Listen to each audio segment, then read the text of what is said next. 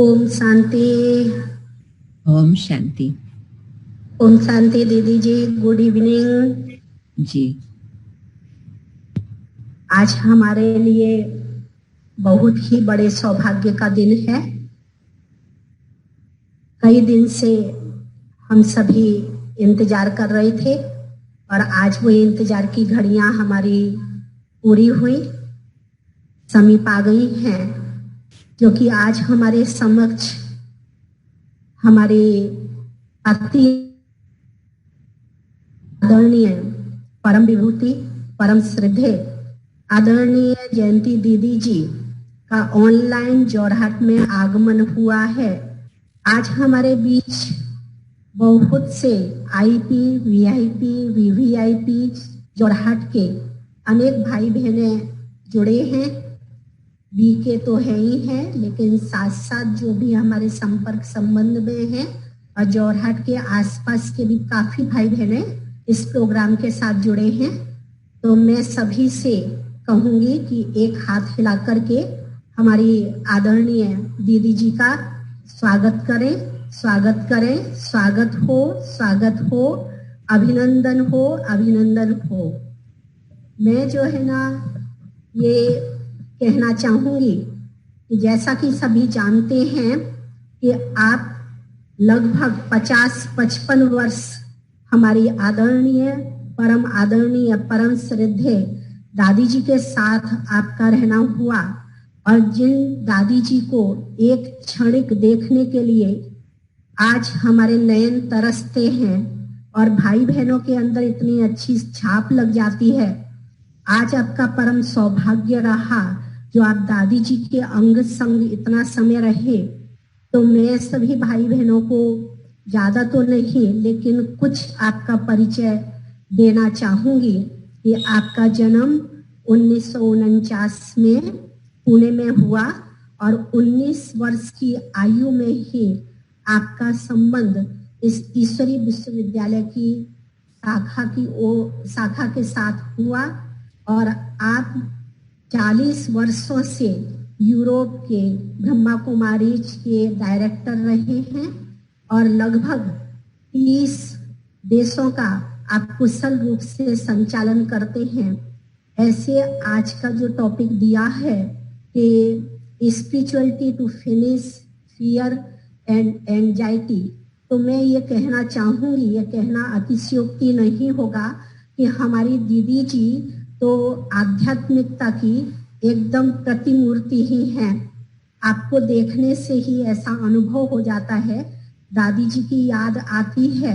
तो मेरे को आज ऐसा अनुभव हो रहा है कि जोरहाट आसाम बहुत दूर एक धरनी है, ऐसा स्थान है, छोटी सी बाबा की फुलबाड़ी, और आपने ये हमारा निमंत्रण स्वीकार किया, एक्सेप्ट किया। हम बहुत बहुत आपके आभारी हैं और हमको दादी जी की याद, जैसे दादी जी को देखने से बाबा की याद आती है, तो मेरे को तो आज ऐसा लग रहा है कि ऑनलाइन से ही हम मिल रहे हैं, लेकिन हमको ऐसा अनुभव नहीं हो रहा है। हमको तो ऐसा ही लग रहा है कि दादी जी के साथ आप जोरहाट में ही हमारे पास ही बैठे हुए हैं। तो हम बारंबार आपका तहे दिल से स्वागत करते हैं। स्वागत हो, स्वागत हो, स्वागत हो। स्वागत की मैंने कुछ शब्दों से स्वागत किया क्योंकि आपका परिचय तो इतना बड़ा है, आप खुद ही आध्यात्मिकता की परिचय हैं, खुद में ही खुद। तो मैं ये कहूंगी कि आप सिर्फ एक ही विंग की नहीं लेकिन ऑलराउंडर रहे और आपने विदेश में भी कई यूनिवर्सिटीज खोलने में भी मदद की और महिलाओं के साथ भी आपका बहुत अच्छा समन्वय रहा और आपने बहुत अच्छी भूमिका निभाई और सारे ही विश्व की मैं ये कहूंगी कि शांति दूत बनकर के देश विदेश की सेवाएं भी आपने ही दादी जी के साथ शुरू की। तो ये आपका परम सौभाग्य रहा जो दादी जी के साथ अंग संग रहने का। तो मैं फिर से सभी भाई बहनों की ओर से जोरहाट निवासी और बहुत आज हमारे साथ भाई बहने जुड़े हुए हैं इस प्रोग्राम में, तो मैं फिर से सबको बारंबार तहे दिल से आपके स्वागत के लिए मैं कहूंगी कि सभी मिलकर के ये बुके हम आपको प्रदान करते हैं, आप स्वीकार करें हमारी आदरणीय जयंती दीदी जी। और जैसा कि ये आसाम की संस्कृति है फूलन गमछा, इसके द्वारा भी हम आपका स्वागत करना चाहेंगे। आप करेंगे ही। और मेरे को आज इस बात की बहुत ही खुशी है कि हमारे साथ जो भी भाई बहने जो जुड़े हैं और कई नए भाई बहने भी जुड़े हैं इस प्रोग्राम को लेकर के, तो मैं जो है ना ऐसा ही हमारी जयंती दीदी जी की ओर से भी और इस ब्रह्मा कुमारी संस्था की ओर से जो भी सभी इस प्रोग्राम के साथ जुड़े हैं उन सभी का भी हम अभिनंदन करते हैं। स्वागत हो। और आज 31 तारीख है, 31 जुलाई, ये महीना पूरा हो रहा है, इसलिए कल से रक्षाबंधन का पर्व शुरू हो रहा है। तो मैंने तो साथ में राखी भी रखी है, तो रक्षाबंधन की भी सबको बहुत बहुत बधाई हो, हमारी दीदी जी को भी हो। हम भले जो है ना आसाम कहाँ, लंदन कहाँ, लेकिन फिर भी अपनों का अपनों से ही स्वागत हो रहा है, ऐसा ही मेरे को महसूस हो रहा है। तो मैं ज्यादा समय नहीं लेते हुए आज हमारा तिनसुकिया की बड़ी बहन जी जो है वो भी हम कहेंगे वो भी सामने आएंगे तिनसुकिया से ऑनलाइन, और वो भी आपका स्वागत करें, क्योंकि ये जोरहाट सेवा केंद्र तिनसुकिया जोन के अंदर ही आता है। इसलिए मैं बड़ी बहन जी को भी कहूंगी कि रजनी बहन बड़ी बहन जी को सामने लाएं और दीदी जी से मिलें। ओम शांति। ओम शांति।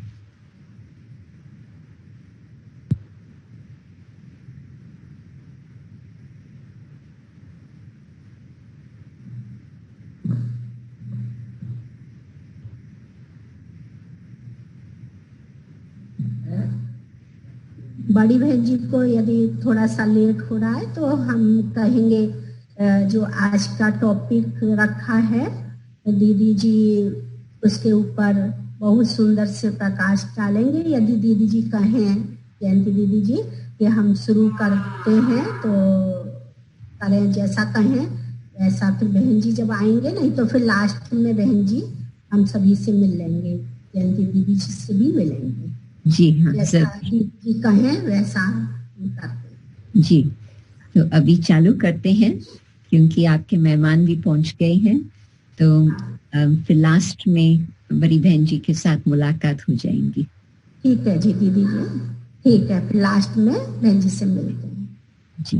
अभी हमारी आदरणीय परम आदरणीय श्रद्धेय जयंती दीदी जी अभी जो टॉपिक दिया है उस पर हम सभी को प्रेरणादायक भाषण देंगी और बताएंगी, और उनसे हम प्रेरणाएं जरूर अवश्य लेंगे ही। ओम शांति। ओम शांति। आज के समय मुझे लगता है कि हर एक को ये मालूम ही है कि आध्यात्मिकता की कितनी आवश्यकता है, और यदि जनवरी फरवरी मास में हमें इस बात की जानकारी नहीं थी, अभी तो कोरोना के बाद तो हर एक को मालूम ही है कि हेल्थ की बातें जब आती है, मन की बातें जब आती है, तो उसमें आध्यात्मिकता का बहुत बड़ा सहयोग होता।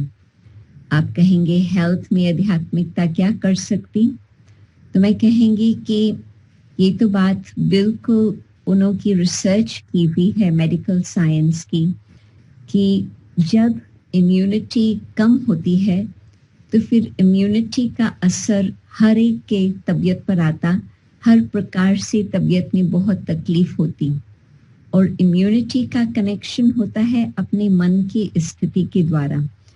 क्योंकि जब मन में कुछ उदासी होती, इम्यूनिटी कम होती, जब मन में कुछ उमंग उत्साह होता, इम्यूनिटी बढ़ जाती, और जब मन में कुछ डर की बातें आ जाती तो डर के कारण भी इम्यूनिटी कम हो जाती। जब डिप्रेशन या इस प्रकार से कुछ भी होता तो भी हमारी इम्यूनिटी बहुत कम हो जाती। तो देखा गया है कि आजकल जो मेडिकल साइंस है वो जो भी बातें बताती हैं और जिसको कहते हैं साइकोसोमैटिक इलनेस, जो मन का तन के ऊपर, तबीयत के ऊपर जो असर होता, उसका तो बहुत ही घनिष्ठ सारा रिसर्च हो चुका है। तो हम तो कहेंगे कि यदि हम मन को मजबूत करते हैं, मन को उमंग उत्साह में रखते हैं, मन को हम शक्तिशाली बनाते हैं, मन को हम सदा प्रफुल्लित खुशी में हम रखते हैं, तो फिर इम्यूनिटी हमारी बहुत अच्छी तरह से बढ़ जाती है और उस आधार पर हमारी हर प्रकार से जो तबीयत की बातें हैं उसका भी बहुत ही उसके ऊपर अच्छा सहयोग हो जाता। तो योगा के द्वारा अथवा राजयोग के द्वारा दोनों बातों का बहुत ही अच्छा प्रभाव पड़ता है, तन के ऊपर भी और मन के ऊपर भी। तो आज का समय जो चल रहा है, हम देखते हैं कि आम तौर पर न केवल भारत में परंतु सारे विश्व भर में, यहाँ आज मैं लंदन में बैठी हूँ तो देखती हूँ कि इंग्लैंड में, स्कॉटलैंड में, वेल्स में, आदाद या यूरोप में भी सब तरफ अभी इतना डर बैठ गया है जो लोग सोचते हैं कि पता नहीं ये बीमारी कब समाप्त होंगी। कोई पहले कहते थे कि जून तक फिनिश हो जाएगा, वो तो नहीं हुआ। फिर कई लोग कहते थे कि सितंबर अक्टूबर तक सब बातें ठीक हो जाएंगी। फिर कहने लगे दिसंबर क्रिसमस आने वाला है, उसमें तब तक हम अच्छी तरह से क्रिसमस को मना सकेंगे। ये सब बातें आजकल कोई नहीं कहता। आजकल कहते हैं कि अभी चल के देखेंगे कि और आगे क्या होता। हो सकता है कि मार्च अप्रैल तक भी यही बातें चलती रहे, क्या मालूम, किसी के पास भी कुछ भी गारंटी नहीं है। तो ऐसे समय पर आम जनता में तो मन में बहुत डर बैठ जाता कि पता नहीं हमारा भविष्य क्या, क्योंकि न केवल तन की बात है परंतु जो हमारे नजदीक के संबंध है उनों के लिए भी हमें फिक्र रहता, उनों के लिए भी डर रहता है कि उनों को कुछ न हो जाए। परंतु एक और भी बात आती है, क्योंकि ये देखा गया है कि कोविड-19 ने न सिर्फ एक देश परंतु 3/4 विश्व को, इकोनॉमी को भी इम्पैक्ट किया है। अमेरिका, यूरोप, यूके की बात मैं बता सकती, आप लोग भारत की बातें ज्यादा जानते हैं, परंतु इस तरफ तो मुझे मालूम है कि इकोनॉमी इतनी डाउन हो चुकी है, जो कई जो छोटे बिजनेस थे वो तो बंद ही हो गए हैं और उन्हों का खुलना संभव ही नहीं है। हर स्थान पर, चाहे अमेरिका, चाहे यूरोप, चाहे यूके, गवर्नमेंट्स ने बहुत फाइनेंशियल मदद देने की कोशिश की है, परंतु आखिर भी तो उसका भी कोई हद होता। तो अभी तो एक तो अनएम्प्लॉयमेंट बहुत ज़्यादा बढ़ गई है और दूसरा इकोनॉमी भी बहुत डाउन हो गई है। मैं आपको फिगर्स नहीं बता रही हूँ, परंतु आप समझ सकते हैं कि यदि बिजनेस 4 मास तक न चले तो क्या हालत हो जाएंगी लोगों की। तो यही बात है।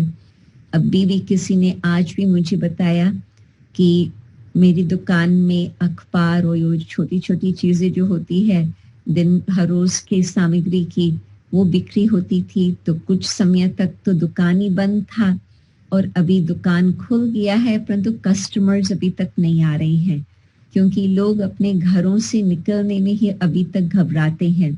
या निकले, सीधा काम पर गए और वापस घर चले आए, बीच में कहाँ रुकना, कहीं एक्स्ट्रा कुछ आना जाना, वो चल ही नहीं रहा है। तो अनेक प्रकार की बातें विश्व में आज चल रही है जो 5 मास पहले भी नहीं थी। तो मैं समझ सकती हूँ कि आम जनता के लिए ये तो बहुत बड़ी बात हो गई है। न सिर्फ महामारी है परंतु साथ ही साथ इकोनॉमी की भी बात है। तो ये प्रश्न होता, हम अपने परिवार को किस तरह से संभाल सकते।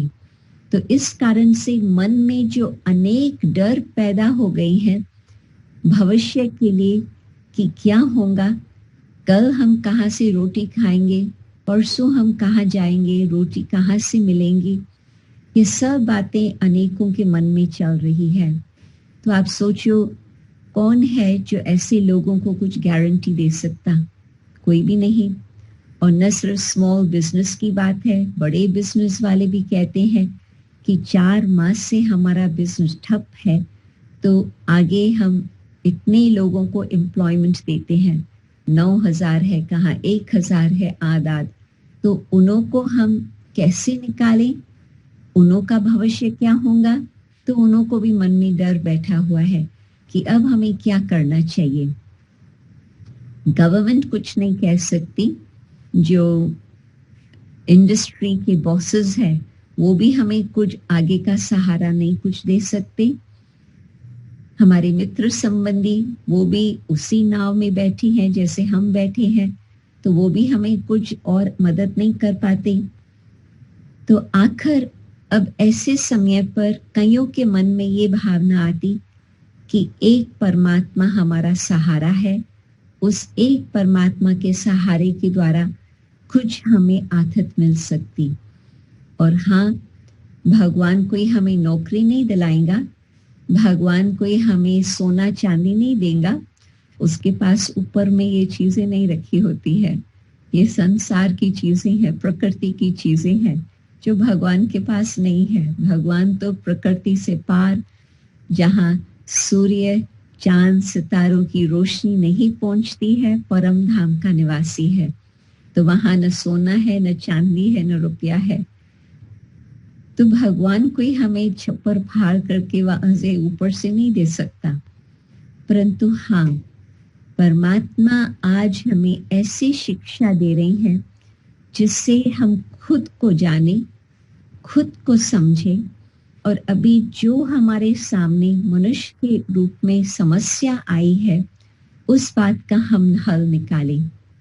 मुझे लगता है कि पहले तो हम ये सोचें कि जो कुछ भी चल रहा है संसार में आजकल, चाहे हम कहें कि इकोनॉमी की बात, चाहे हम कहें तबीयत की बात, चाहे हम कहें क्लाइमेट इमरजेंसी की बात, आजकल यूएन में क्लाइमेट चेंज का शब्द नहीं कहते हैं, क्लाइमेट इमरजेंसी का शब्द कहते हैं।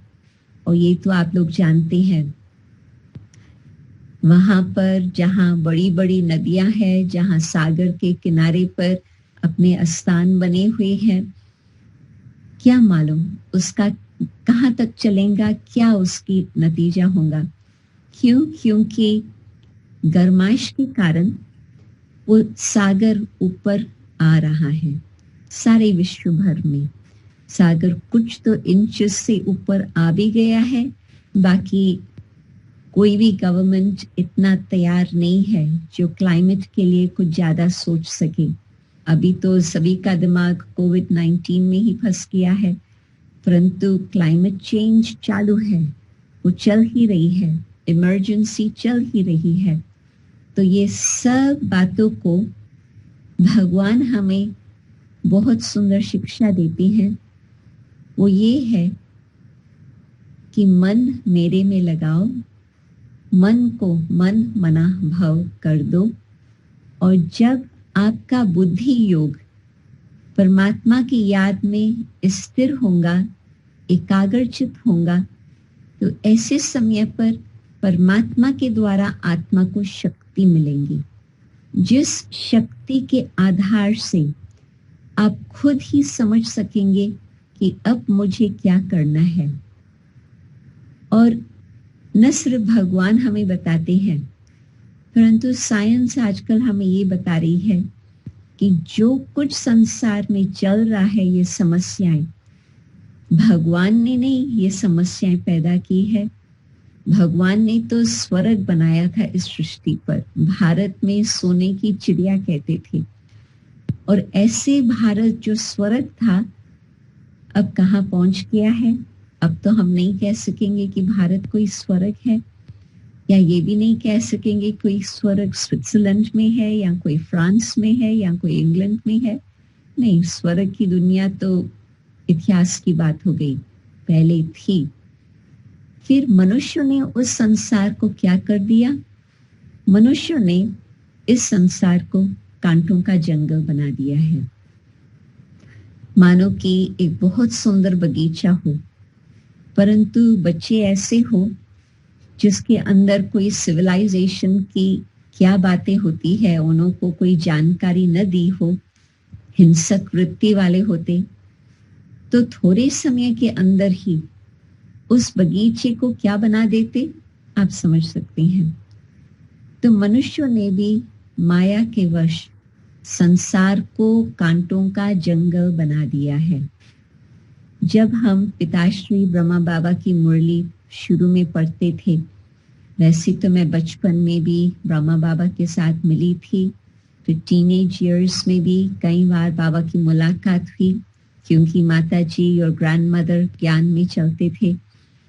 परंतु उन दिनों में बाबा बहुत अच्छा भी लगता था, परंतु पहचान नहीं थी कि ये परमात्मा का मुख्य रथ है जिसके द्वारा हमें अविनाशी ज्ञान रत्न मिल रहे हैं। परंतु उसकी पर्सनालिटी में इतनी शोभा थी, इतना स्पिरिचुअल आकर्षण था, जो हर एक समझ सकता था कि ये कोई विशेष व्यक्ति है, ये कोई साधारण व्यक्ति नहीं। तो बाबा उस समय भी ये बातें हमें कहा करते थे, विश्व कांटों का जंगल है। परंतु 50s में 60s में कोई ऐसे संसार की हालत नहीं थी। हाँ, दुख शांति कहाँ न कहाँ चल ही रहा था, और कुछ कुदरती आपदाएं भी कहाँ न कहाँ बीच बीच में आती रहती थी, परंतु सारे विश्व में बिल्कुल कोई भी स्थान ऐसा न रहे जहां पर सुख शांति चैन हो, जहां पर बिल्कुल ये सुख शांति चैन का नाम न हो और उसके बदले में सब तरफ दुख ही दुख नजर आए। ये है अभी के समय की बात, बिल्कुल कलयुग के अंतिम घड़ी की बात।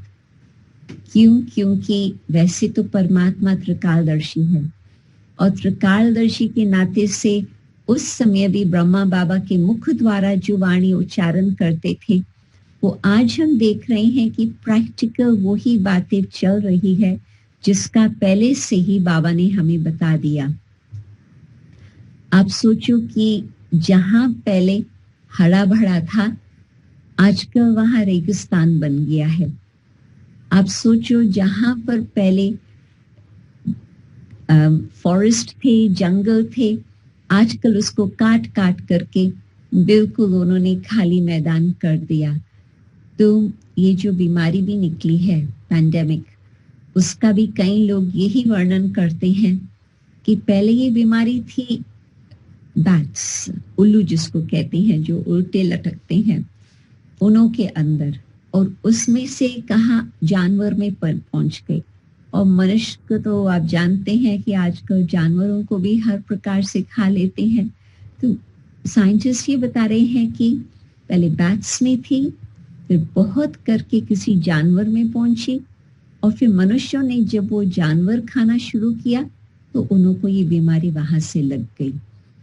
तो मनुष्य ने अपनी बुद्धि को कहाँ पहुंचा लिया है, जो इतनी समझ नहीं है कि हम क्या कर रहे हैं। आजकल हम खुद ही अपने ही घर को इतना नुकसान दे रहे हैं, जिसका फिर हमारे तबीयत के ऊपर उसका इम्पैक्ट हो रहा है।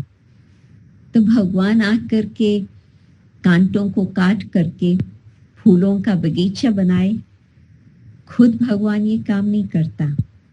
भगवान तो हमें पहले कहता कि पहले तुम अपने अंदर जो 5 विकारों के कांटे हैं वो बिल्कुल निकाल दो, और फिर उसके बदले में जो सुंदर श्रेष्ठ विचार, बहुत शक्तिशाली सतो प्रधान सतो गुणी विचार हो, उसका बगीचा आप अपने मन के अंदर बना दो।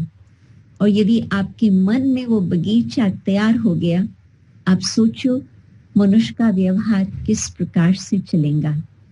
दुख का लेन देन तो बिल्कुल नहीं चलेगा, और गलत काम कुछ नहीं होगा, और ही भगवान सुमत दे करके, श्रेष्ठ मत दे करके हमें ठीक राह बताएंगे कि आज हम खुद ही कैसे वो फूलों का बगीचा फिर दोबारा बना सकते हैं।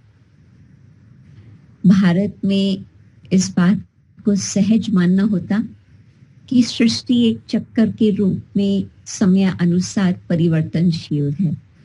सतयुग था, वो बदलते बदलते सतो प्रधान से हम सतो तक पहुंचे।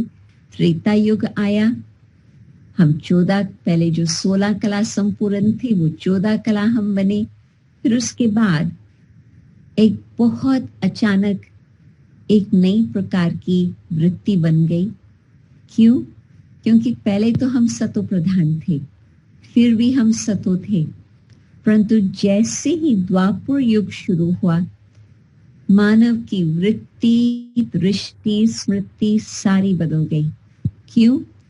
क्योंकि आत्मिक शक्ति कम होने कारण, सिंपल बात है, जैसे बैटरी होती है, बैटरी की एनर्जी कम होती है, तो जो बैटरी से अच्छी तरह से एक्यूरेट काम लेना होता वो नहीं हो पाता।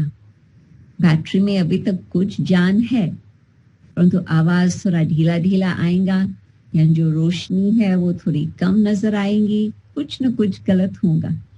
तो द्वापर युग में जब मनुष्यों की वृत्ति आध्यात्मिकता से बदलकर भौतिकवाद की बन गई, अपने को आत्मा समझने के बगैर आज वो अपने को मनुष्य समझने लगा, तो मनुष्य अपनी धमरी चमड़ी को देख करके आपस में फिर वो फूट आ गई। द्वापर 2 हिस्से हो गए, और 2 तो क्या मैं कहेंगी, और भी वो बढ़ता गया। रजो प्रधान से भी रज्जु तक पहुंच गए, और फिर आया कलयुग। कलयुग में आज हम सत्तो रजो नहीं कहेंगे, आज तो हम कहेंगे तमो, और न सिर्फ तमो परंतु तमो प्रधान।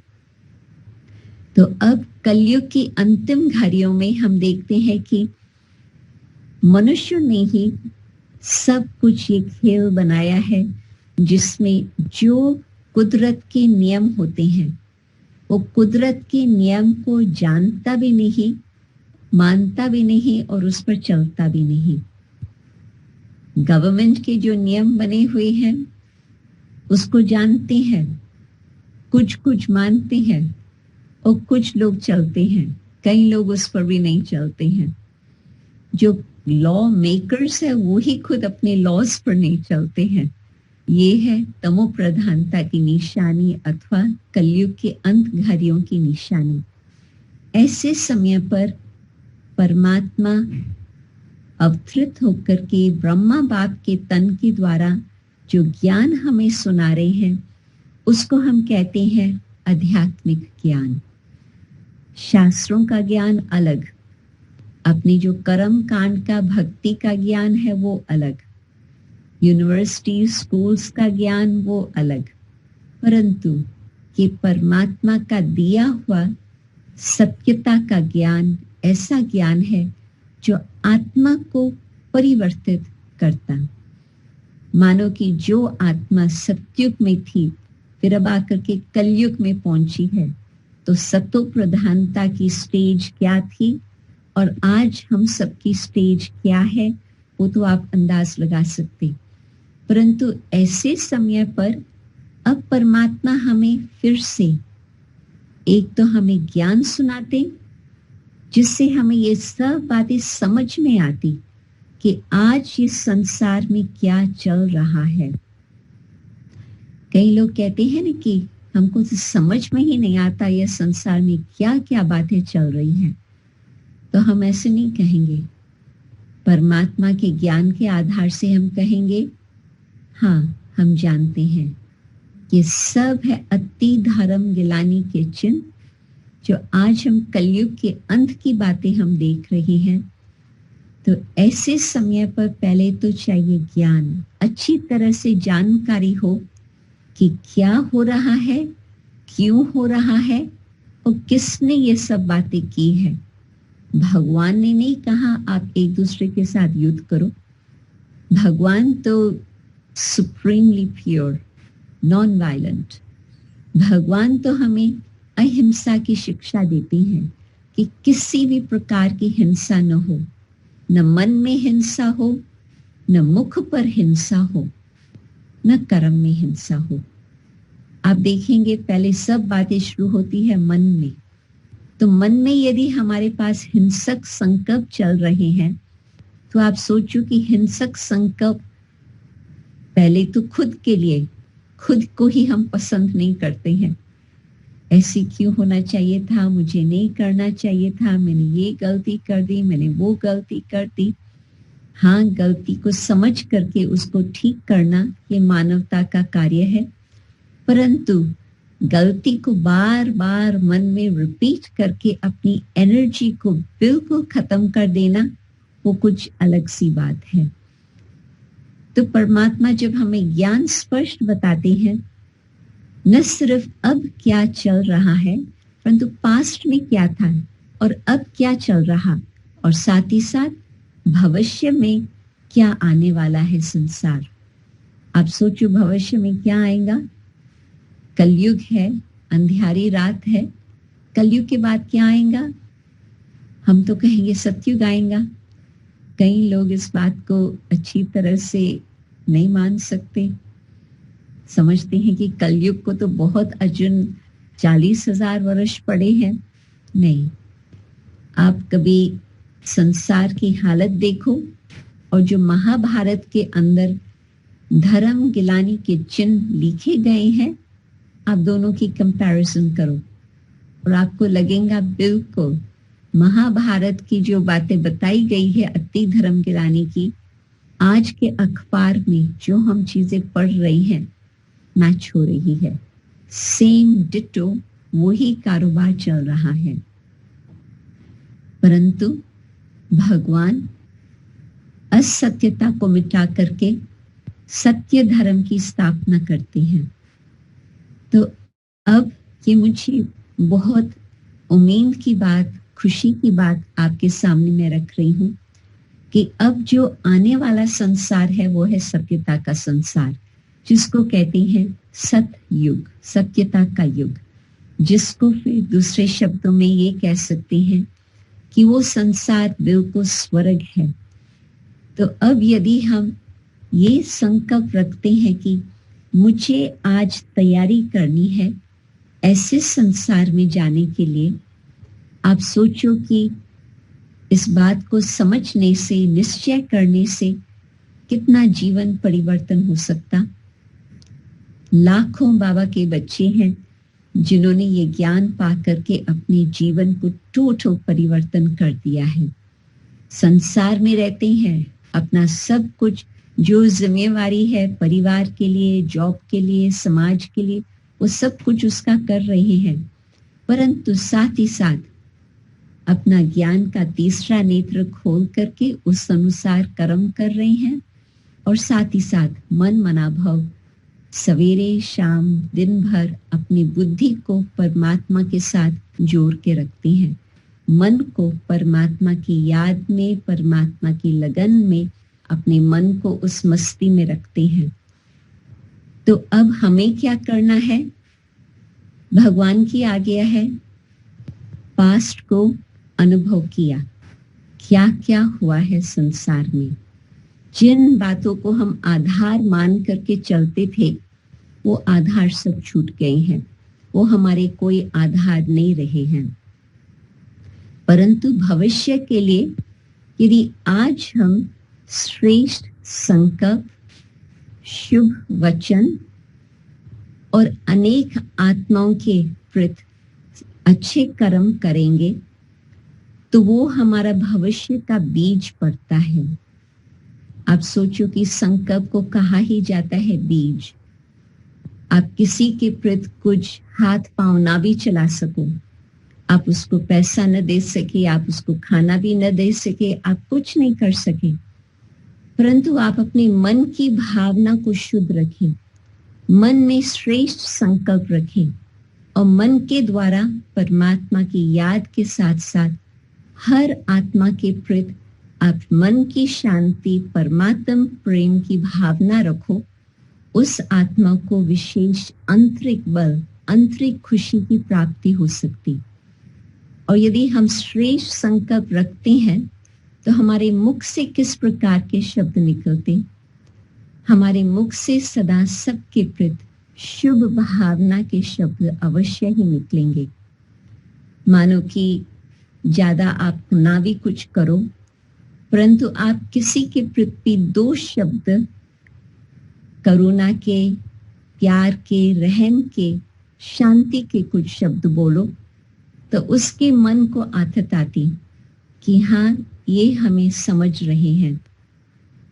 आपके 2 शब्द भी उस आत्मा को बहुत सहयोग प्राप्त हो सकता। और फिर वचन और कर्म।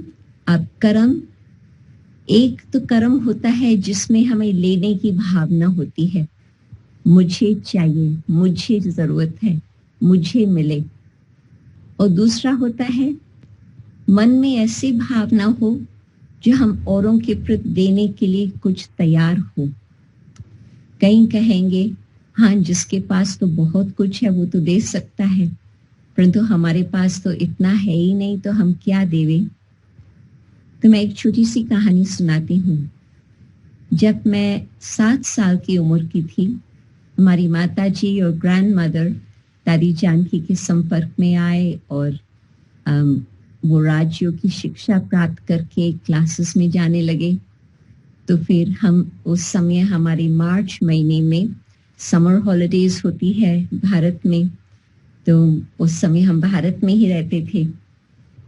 तो उस समय फिर बच्चों का क्लास शुरू किया था बगीचे में। सेंटर तो इतना छोटा था जो ज्यादा बच्चे भी तंग हो जाए बैठ बैठ के, परंतु बगीचे में क्लास चलता था। दादी जानकी उस समय मुख्य बहन थी वहां पर, और फिर साथ साथ उनके 2-4 और भी बहनें थी। तो जो साथ में बहनें थी वो क्लास कराती थे, और फिर दादी कई बारी लास्ट में आती थी। और कभी कभी क्लास शुरू होता था 10:30, कभी फिनिश होता था 11:30, कभी 12 भी बज जाते थे।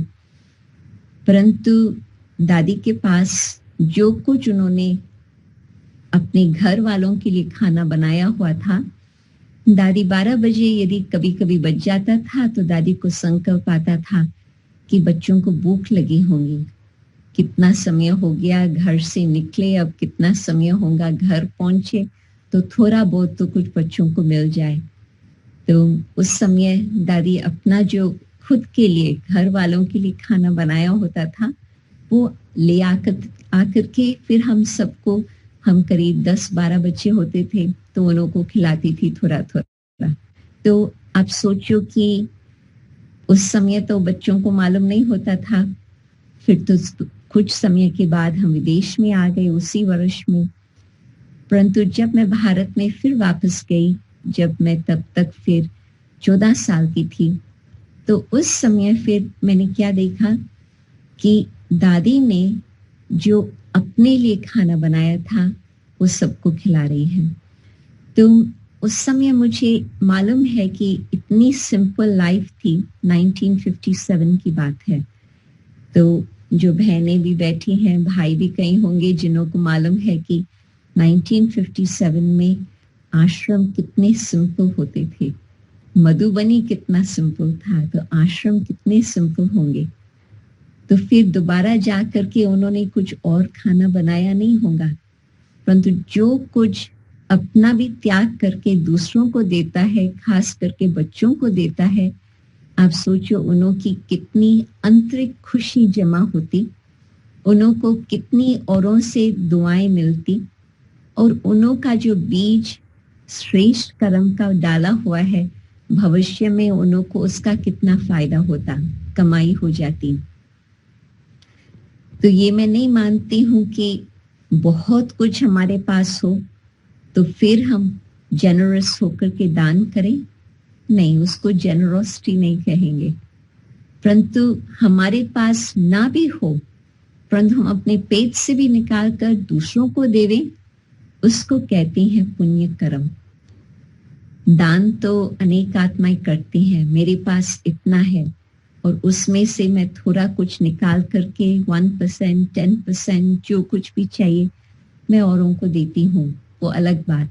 परंतु पुण्य कर्म मैं अपना न सोचूं, परंतु मैं अपना समय, अपना भोजन, अपना धन जब मैं देखूं कि औरों को जरूरत है, मैं उन्हों को जरूरत अनुसार उन्हों को दूं, उसको कहेंगे पुण्य कर्म।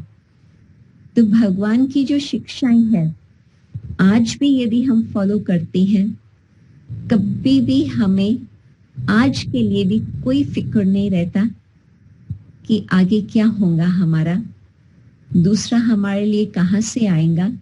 नहीं, गारंटी है कर्म फिलॉसफी अनुसार मेरा सब कुछ ठीक होगा।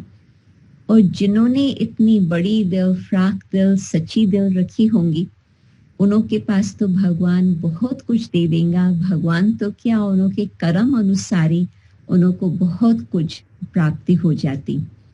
तो अबंडेंस पीछे आता, पहले आता है जेनरोसिटी, बड़ी दिल हो, फ्राक दिल हो। तो ब्रह्मा बाबा में भी देखा, दादी जानकी में भी देखा, और जो और दादियों के संग में रहे होंगे वो भी एक एक दादी की कहानी वो बता सकती हैं कि उन्होंने कितना ये सब बातों का अनुभव किया है। तो भविष्य के लिए कोई प्रकार का डर नहीं। क्यों? क्योंकि आज जो हम बीज डाल रहे हैं उसका श्रेष्ठ फल, सुंदर फल अवश्य ही हमें मिलने वाला है।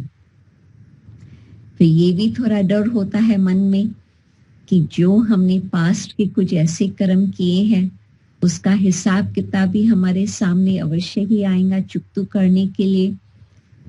तो भगवान उसके लिए भी हमें फॉर्मूला बताते हैं। एक तो रियलाइजेशन हो कि मैंने क्या काम किया है, और दूसरा फिर साथ साथ मन में दृढ़ प्रतिज्ञा हो कि मुझे दोबारा ऐसे काम नहीं करना है।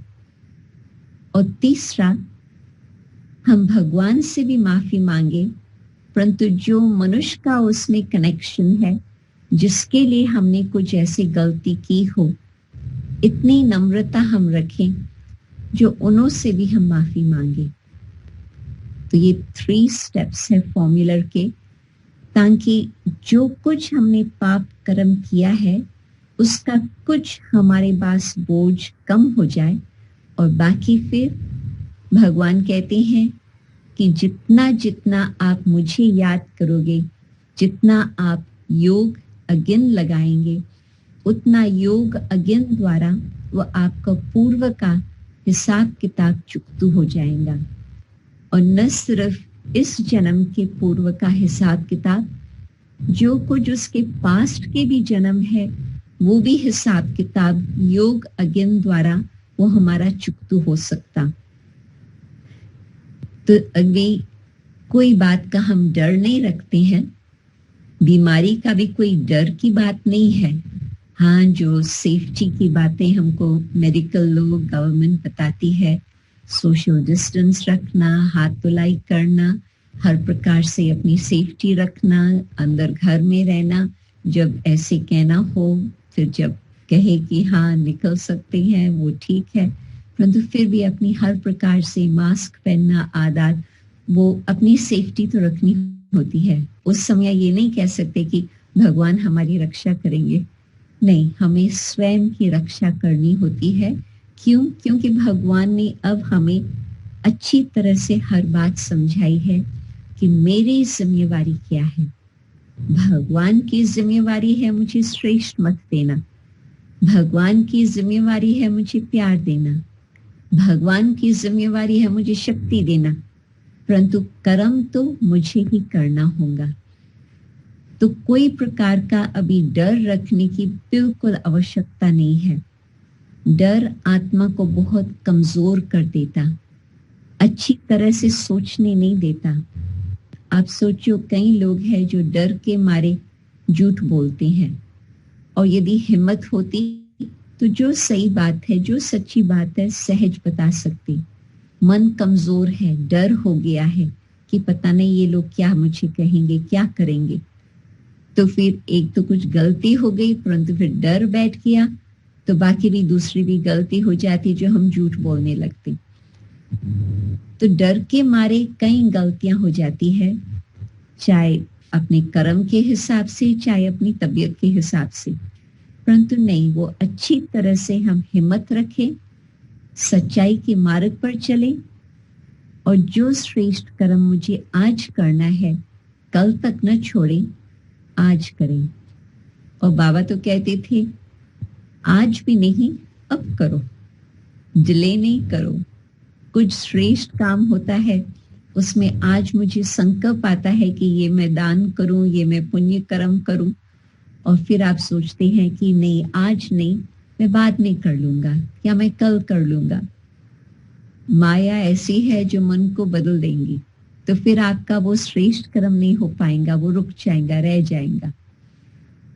तो जो कल करना था वो आज करें, जो आज करना है वो अब करें, और फिर मन में कोई प्रकार का न उलझन है न उसमें कोई चिंता की बात है। वैसे भक्ति में हम गीत गाते हैं, चिंतन में ले लो राम तो चिंता आपकी तब मिटेंगी। तो ये बिल्कुल सही बात है। क्यों? क्योंकि जिस बात का चिंतन चलता है वो भी आत्मा को, यदि संसार की बातों का चिंतन है तो आत्मा को बहुत कमजोर कर लेता। परमात्मा का आप चिंतन करो, परमात्मा के श्रेष्ठ ज्ञान का आप मनन करो, तो उससे आत्मा को बल मिलता। और जितना जितना आप श्रेष्ठ ज्ञान का चिंतन करेंगे अथवा मनन चिंतन मंथन करेंगे, न सिर्फ उस समय आत्मा को शक्ति प्राप्त होंगी, परंतु आपकी बुद्धि में बहुत क्लैरिटी आएंगी कि आगे के लिए मुझे क्या करना चाहिए, और आपका संबंध परमात्मा के साथ बहुत जुट जाएगा, नजदीक का हो जाएगा। आप सोचो कि जब कोई इंसान की बातें जो सुनी हुई है उसका हम मनन चिंतन करते हैं तो उस व्यक्ति का चेहरा सामने आता है। अच्छी बात होंगी तो भी वो उस व्यक्ति को याद करेंगे, कुछ गलत बात होंगी तो भी उस व्यक्ति का चेहरा सामने आएगा। तो हमारा उसमें अच्छी बात है तो हो सकता है कि हमारा उस व्यक्ति के साथ लगाव भी हो जाए, अटैचमेंट भी कुछ हो जाए, और कुछ गलत बात है तो उस व्यक्ति के साथ हमारा कुछ नफरत भी हो जाए। परंतु परमात्मा कहते हैं दोनों बातों से न्यारे बन जाओ। क्यों? क्योंकि लगाव होगा तो उस आत्मा में बंधन हो जाएगा, और यदि कुछ गलत बातें हैं, नफरत हो गई, तो बाकी भी हमारा कर्म का हिसाब किताब उसके साथ जुट जाएगा। तो मनुष्यों की बातों को छोड़ के मुझे अब परमात्मा के ज्ञान का चिंतन करना है, और उस चिंतन से जो हमारा सिमरन चलेगा परमात्मा की याद का, तो वो सिमरन से हमें बहुत एक अति इंद्रिय खुशी का अनुभव होगा।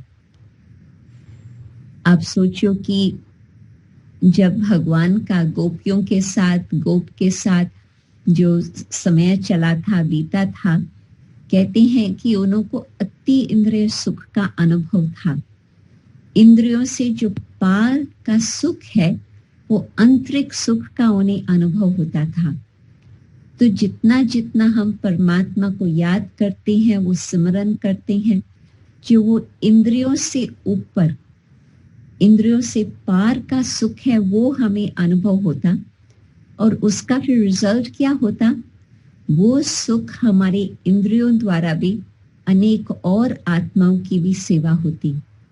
मानो कि मुझे अंदर सुख की वो भासना आ रही है, तो नैनों के द्वारा क्या नजर आएगा? औरों को मैं दृष्टि देंगी तो उन्हों को भी कुछ सुख का अनुभव होगा, परमात्मा की याद आएंगी। जो मेरा मुख है, मुख से मैं परमात्मा के दिए हुए ज्ञान रत्नों का औरों का दान करती हूँ, तो उन्हों को भी वो सुख की प्राप्ति होगी। तो एक एक इंद्रिय में हमारा सुख की भासना जो आंतरिक आत्मा को आई है, वो औरों को भी हम सुख दे सकते हैं।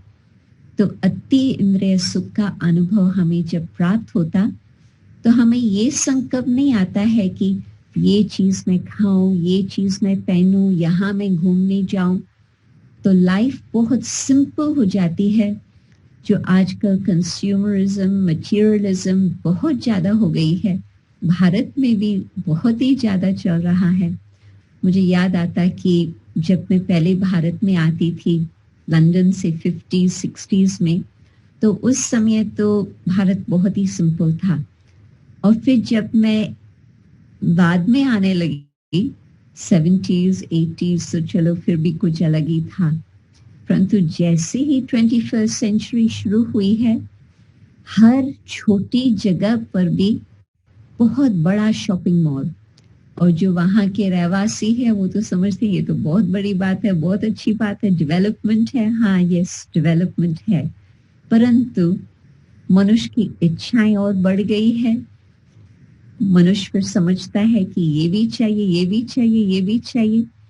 तो जो सिंप्लिसिटी थी और जिस द्वारा फिर मन के अंदर कुछ शांति भी थी, अब मन के अंदर जहाँ चाहिए चाहिए चाहिए की धुन लगी हुई है, वो शांति कहाँ चली गई। तो जो मैं फाइनेंस की बात कह रही थी, योगी जीवन में हमारी बहुत सिंपल लाइफ होती, परंतु सिंप्लिसिटी होते भी अति इंद्रिय सुख का हमें अनुभव होता, क्योंकि मालूम पड़ता है कि मटेरियलिस्टिक सुख, कंज्यूमरिज्म का सुख थोड़ी समय के लिए है। आज नई गाड़ी आई, कल वहां पर थोड़ा सा स्क्रैच हुआ तो उसकी वैल्यू कितनी जल्दी कम हो जाती। तो हर बात में हम अभी इन बातों के पीछे नहीं पड़ते हैं। हम सोचते हैं कि जो परमात्मा का दिया हुआ सुख है वो हम महसूस करें, अनुभव करें, और फिर औरों के साथ भी हम शेयर कर सकें। तो कोई प्रकार की चिंता न आज के लिए न भविष्य के लिए। और बाकी कईयों की ये आदत होती, पास्ट की बातों को भुला नहीं सकती। उसने ये मेरे साथ 10 वर्ष पहले किया था, उसने ये मेरे साथ 1 वर्ष पहले किया था, तो मन को बहुत भारी बना लेते हैं। भारी मन परमात्मा की याद में टिक नहीं पाता, क्योंकि जिस कारण से भारीपन है, बुद्धि वहां ही घूमती रहती। तो जब हमें स्वयं की पहचान होती कि मैं कौन हूं, मैं हूं आत्मा, आत्मा की पहचान से परमात्मा की याद भी सहज हो सकती। जब तक हम देह के भान में है, तब तक परमात्मा की याद नहीं हो सकती। जब हमें आंतरिक अपनी आत्मा की पहचान है, तो हम अपने मन और बुद्धि को परमात्मा में टिका सकते। परंतु साथ ही साथ जैसे अर्जुन को भगवान ने ये शिक्षा दी कि ये जो मन घोड़ा है, उस मन के घोड़े के लगाम को न सिर्फ आप अपने हाथ में रखो, परंतु ईश्वर के हाथ में दे दो। तो पहली स्टेज तो जब हम मन को समझते हैं, बुद्धि को समझते हैं क्या है, बुद्धि में ये जानकारी आ गई कि मैं आत्मा हूं, तो घोड़े के लगाम को हम अपने हाथ में उठाते हैं। मन को यहाँ वहां भागने नहीं देते हैं। पास्ट फिनिश हो चुका, जो कुछ मुझे सीखना है पास्ट से मैं सीख लूं, बाकी समाप्ति। क्यों? क्योंकि पास्ट का सोचने से आज प्रेजेंट हमारे में नुकसान पड़ता, क्योंकि हमारा फोकस हो गया पीछे। तो आज मैं आगे कदम कैसे बढ़ा सकूं? परंतु फोकस चेंज करके प्रेजेंट में फोकस रखो, पास्ट को फुल स्टॉप लगा दो, तो फिर आज आपका प्रेजेंट एक जीवन के लिए प्रेजेंट एक तोहफा बन जाता। तो जब आत्मा की जानकारी परमात्मा से प्राप्त होती, मन को हम कंट्रोल कर सकते, बुद्धि के छुट्टी के बिगर कहाँ भी मन भाग नहीं सकता, और आगे के लिए भी कोई फिक्र, कोई चिंता नहीं रहती।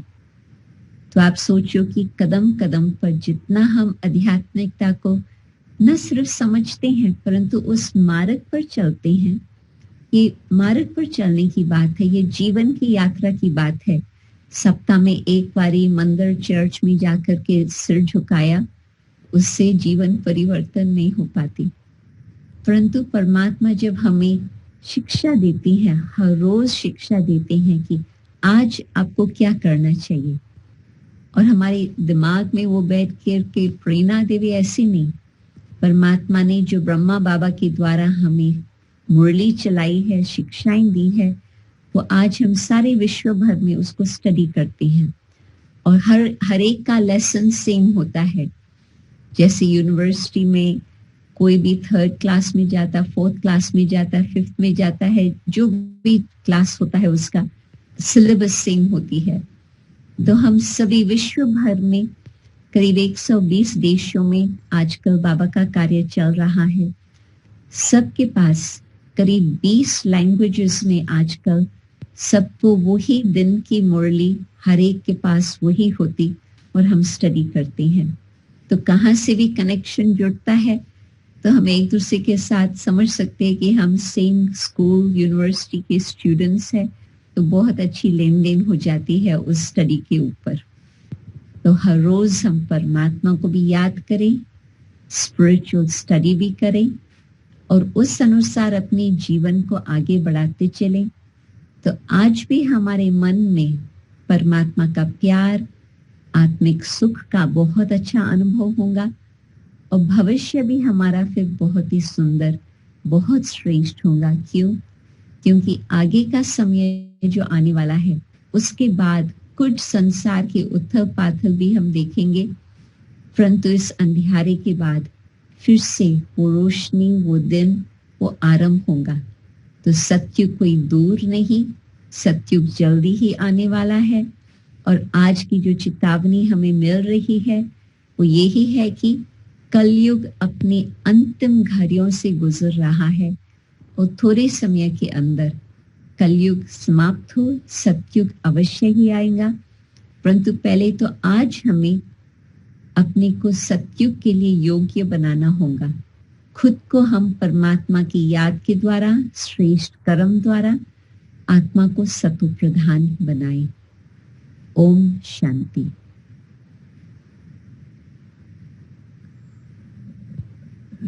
ओम शांति।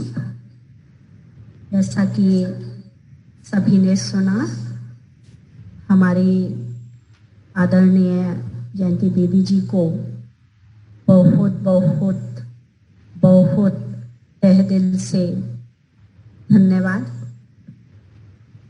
सभी को समझ में आया ही है अच्छी तरह से। दीदी जी ने बताया बड़े सुंदर शब्दों में कि कितना हम सहज रीति से वर्तमान में जिए, पास्ट अथवा फ्यूचर की चिंता ना करें और स्पिरिचुअलिटी के साथ, आध्यात्मिकता के साथ जोड़ने से हमारा सहज रीति से फियर हो या एंजाइटी हो, हमारा जरूर जरूर समाप्त होगा ही। हम अभी बीके रजनी बहन के नाम से यदि वहाँ से अनम्यूट करेंगे तो हमारी बड़ी बहन जी तिनसुकिया से दीदी जी से थोड़ा मिल सकेंगे, सामने आ सकेंगे। और मैं पुनः हमारी जयंती दीदी जी को ये बताना चाहूँगी कि जोरहाट का जो स्थान है, यहाँ पर एक वर्ल्ड आइलैंड, रिवर आइलैंड है। तो हम सभी भाई बहनें आपको जब लॉकडाउन ना रहे, कभी मौका मिले तो ये शहर हम सभी का निमंत्रण स्वीकार करके और एक बार यदि जोरहाट आसाम में आप आ सकें तो हम सभी की अर्जी आप जरूर जरूर स्वीकार करेंगे ही। ओम शांति। अभी रजनी बहन। ओम शांति। हमारा वो जो है ना दो उस बहन जी से मिल लेते हैं पहले। हाँ मैं बहन, हाँ दे रही हूँ मैं बहन जी। हाँ जी। हेलो बहन जी, ओम शांति। ओम शांति बहन जी। आपका क्लास सुन के सभी को बहुत खुशी हो रही है जी। सबने क्लास सुनी है आपकी, ऐसा लग रहा है कि जैसे सामने बैठे, सामने। लेकिन क्लास, हाँ, लंदन बैठे हुए भी लग रहा है कि तिनसुकिया पहुंच गई हैं आप। जी। इसलिए कभी तिनसुकिया में भी चक्कर लगाइए जी। और आकर के सन्मुख सबसे मिलके क्लास भी हो। जी ठीक है। जी जी हाँ, जरूर जी। बहुत अच्छा लगा आपकी क्लास सुन के। जी दिखाई नहीं दे रहा है ना दीदी? नहीं, परंतु दीदी का? आवाज हाँ। आवाज क्लियर आ रहा। दिखाई नहीं दे, फोटो नहीं हमको दिखाई आप दे दिखाई दे रहे हैं। जी हमको तो आप दिखाई दे रहे हैं। गुड। हाँ, वहाँ से दिखाई दे रहा है, वहाँ से दिखाई दे रहा है। जी ठीक है। जी, फिर मधुबन में सबको मिलेंगे। मधुबन में मिलेंगे, सबको हमारी याद देंगे। जी हाँ, जरूर। जी ठीक हाँ, है, ठीक धन्यवाद। है। ओम शांति।